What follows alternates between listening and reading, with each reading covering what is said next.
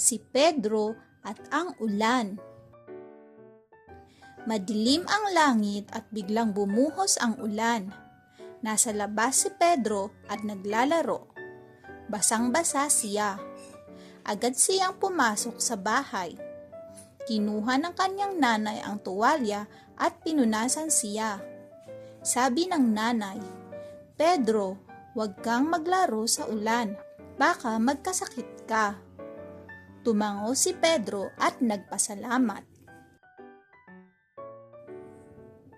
Tanong sa pag-unawa. Ano ang nangyari sa langit?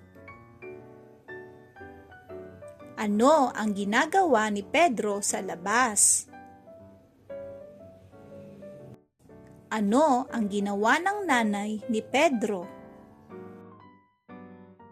Ano ang paalala ng nanay?